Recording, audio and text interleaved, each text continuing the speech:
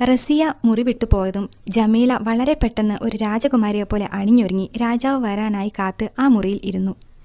കുറച്ചു സമയം കഴിഞ്ഞപ്പോൾ രാജാവ് മുറിയിലേക്ക് കയറി വന്നു. ജമീല പെട്ടെന്ന് എഴുന്നേറ്റ് നിന്നു. റൂമിൽ റസിയയ്ക്ക് പകരം മറ്റൊരു പെണ്ണിനെ കണ്ട് രാജാവ് ഞെട്ടി. രാജാവിന് പെട്ടെന്ന് ദേഷ്യം വന്നു. രാജാവ് ദേഷ്യത്തിൽ ചോദിച്ചു, നീ ഏതാണ്? എന്താണ് ഇവിടെ കാര്യം? റസിയ എവിടെ? അപ്പോൾ ജമീല പറഞ്ഞു, ക്ഷമിക്കണം പ്രഭു, കോടികൾ വിലമതിക്കാനാകാത്ത അതിമനോഹരമായ ഒരു മാലയ്ക്ക് വേണ്ടി റസിയ അങ്ങേ എനിക്ക് വിറ്റു. ഇത് കേട്ട് രാജാവ് ഞെട്ടിപ്പോയി. അദ്ദേഹം ദേഷ്യം കൊണ്ട് ജമീലയുടെ കഴുത്തിന് കുത്തിപ്പിടിച്ചു. പെട്ടെന്ന് ജമീലയുടെ അമ്മ രാജ്ഞി ഓടി വന്ന് അവളെ പിടിച്ചു മാറ്റിയിട്ട് രാജാവിനോട് പറഞ്ഞു, പ്രഭു, ഇവൾ പറയുന്നത് സത്യമാണ്. റസിയയുടെ കയ്യിൽ ഇവളുടെ മാലയില്ലേ എന്നങ്ങ് നോക്കൂ. മാത്രമല്ല, റസിയയുടെ സമ്മതം കൂടാതെ ഒരു ഈച്ചയ്ക്ക് പോലും അങ്ങയുടെ റൂമിൽ കടക്കാൻ പറ്റുമോ? അവർ പറയുന്നത് സത്യമാണെന്ന് രാജാവിന് തോന്നി. അദ്ദേഹം വേഗം റസിയ ഏത് റൂമിലാണെന്ന് പോയി അന്വേഷിച്ച് കണ്ടുപിടിച്ചു. നോക്കുമ്പോൾ റസിയ ആ മാല കഴുത്തിലണിഞ്ഞ് കണ്ണാടിയിൽ ഭംഗി ആസ്വദിക്കുകയായിരുന്നു. രാജാവ് കോപത്തോടെ മുറിയിൽ വന്ന് അവളുടെ മുഖത്ത് ആഞ്ഞടിച്ചു.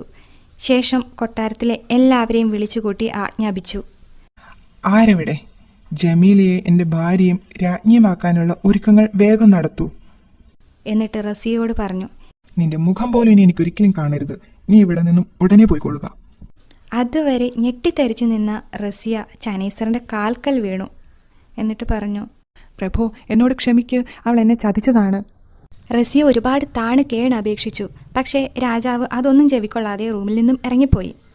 റസിയ സങ്കടം സഹിക്കവയ്യാതെ ആ മാല കിടങ്ങിലെറിഞ്ഞു കളഞ്ഞു. മന്ത്രിയായ അക്ബറെ കണ്ട് കാര്യങ്ങൾ കരഞ്ഞു പറഞ്ഞു. കാര്യം മനസ്സിലായ മന്ത്രി രാജാവിനോട് ഇത് പറയാൻ ശ്രമിച്ചെങ്കിലും ഇനിയും റസിയെ അനുകൂലിക്കാൻ ശ്രമിച്ചാൽ അത് നമ്മുടെ സൗഹൃദത്തെ എന്നേക്കുമായി ഇല്ലാതെയാക്കും എന്ന് പറഞ്ഞ് ഭീഷണിപ്പെടുത്തി. ഈ വാർത്തയറിഞ്ഞ റസിയയുടെ പിതാവ് അവളെ വന്ന് വീട്ടിലേക്ക് കൂട്ടിക്കൊണ്ടുപോയി. അങ്ങനെ രാജാവ് ജമീലയെ തൻ്റെ ഭാര്യയും രാജ്യത്തിൻ്റെ രാജ്ഞിയുമാക്കി. ഏതാനും വർഷങ്ങൾ കടന്നുപോയി. ഒരു ദിവസം മന്ത്രിയായ അക്ബർ ചനേസർ രാജാവിൻ്റെ അടുത്ത് വന്ന് പറഞ്ഞു, പ്രഭു, എൻ്റെ വിവാഹം നിശ്ചയിച്ചു. രാജാവ് പറഞ്ഞു, സന്തോഷം സുഹൃത്തേ. അപ്പോൾ അക്ബർ പറഞ്ഞു, അങ്ങ് തീർച്ചയായും എൻ്റെ ഗ്രാമത്തിൽ വന്ന് എൻ്റെ വിവാഹത്തിൽ പങ്കെടുക്കണം.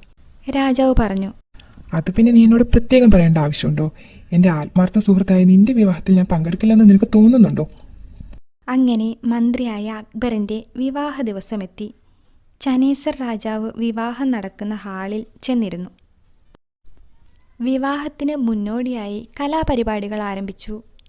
നർത്തകികൾ നൃത്തം തുടങ്ങി. ചനേസർ രാജാവ് നൃത്തം ആസ്വദിച്ചിരുന്നു. അക്കൂട്ടത്തിൽ ഒരു നർത്തകി കൂടെയുള്ളവരെക്കാൾ വളരെ മനോഹരമായി നൃത്തം ചെയ്യുന്നത് ചനേസർ ശ്രദ്ധിച്ചു. പെട്ടെന്ന് രാജാവിൻ്റെ ഓർമ്മകൾ റസിയയിലേക്ക് പോയി. അവിടുത്തെ മനസ്സ് ആകെ അസ്വസ്ഥമായി. അവളെ ആദ്യമായി കണ്ട കാലം ഓർമ്മയിൽ തെളിഞ്ഞു. അവൾ നൃത്തം ചെയ്ത സ്ഥാനത്ത് ഇതാ മറ്റൊരു പെൺകുട്ടി അതുപോലെ മനോഹരമായി നൃത്തമാടുന്നു. നൃത്തം കഴിഞ്ഞതും രാജാവ് ഓടി ആ നർത്തകിയുടെ അടുത്ത് ചെന്നു. എന്നിട്ട് അവളോട് പറഞ്ഞു, കുട്ടി, നിന്റെ നൃത്തം എന്നെ വല്ലാതെ ആകർഷിച്ചു. നിനക്ക് എന്ത് സമ്മാനമാണ് വേണ്ടത്? മൂടുപടം ഒന്ന് മാറ്റൂ. നിന്റെ മുഖം ഒന്ന് ഞാൻ കാണട്ടെ. ആ പെൺകുട്ടി മൂടുപടം മാറ്റി. രാജാവ് ഞെട്ടിത്തെറിച്ചുകൊണ്ട് ചോദിച്ചു, റസിയ, നീ ആയിരുന്നു ഇത്? അന്ന് എൻ്റെ ദേഷ്യത്തിൻ്റെ പുറത്ത് നിന്നെ ഒഴിവാക്കി ജമീലയെ വിവാഹം ചെയ്തെങ്കിലും അവളെ ഞാൻ ഇതുവരെ മനസ്സുകൊണ്ട് ഭാര്യയാക്കിയിട്ടില്ല. വിവാഹത്തിന് ശേഷം അവളെൻ്റെ അടുത്ത് വരുന്നത് പോലും ഞാൻ വിലക്കിയിരുന്നു. പ്രിയപ്പെട്ട റസിയ, അന്നും ഇന്നും എന്നും എൻ്റെ മനസ്സിൽ നീ മാത്രമാണ് എൻ്റെ ഭാര്യ.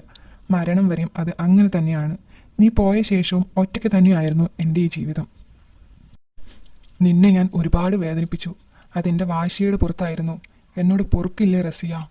ഇത്രയും പറഞ്ഞ ശേഷം ദുഃഖം സഹിക്കവയ്യാതെ ചനേസർ രാജാവ് റസിയയുടെ കാൽച്ചുവട്ടിൽ മരിച്ചു വീണു. ഇതൊക്കെ കണ്ടും കേട്ടും ചങ്ക് തകർന്നു നിന്ന റസിയയും ചനേസർ രാജാവിൻ്റെ മേൽ മരിച്ചു വീണു. കഥ ഇഷ്ടമായാൽ ലൈക്ക് ചെയ്യാൻ മറക്കല്ലേ.